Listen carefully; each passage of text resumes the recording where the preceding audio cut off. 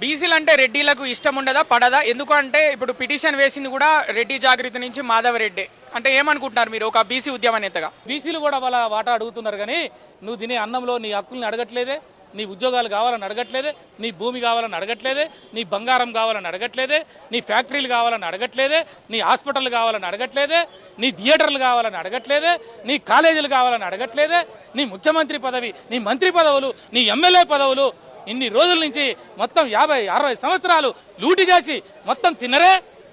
ఒక రాజకీయం అనే అధికారాన్ని దగ్గర పెట్టుకొని ఇవన్నీ సంపాదించుకున్నారే. అందులో కూడా మేము వాటా అడగాలి కదా, కానీ మేము అది అడగట్లేదు కదా.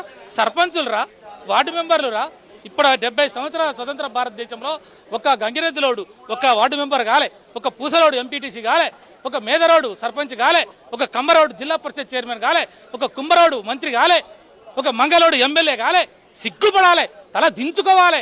మీ పరిపాలనలో దుర్మార్గం, అన్యాయం పెచ్చిమిలిపోయింది, అధర్మం లేచిపోయింది. కాబట్టే ధర్మ సంస్థాపనార్థాయ సంభవామి యుగే యుగే అని చెప్పి మహాభారతంలో శ్రీకృష్ణుడు చెప్పిండు. అప్రాప్రియేట్ టైంలో వస్తాం మేము. భగవంతుడు అనేవాడు వస్తాడు, వచ్చి ఈ అన్యాయాన్ని శిరచ్ఛేదనం చేస్తాడు. ఈ అధర్మం వైపు ఎవడు నిలబడ్డా వాడు మట్ల కలిసిపోయిండు.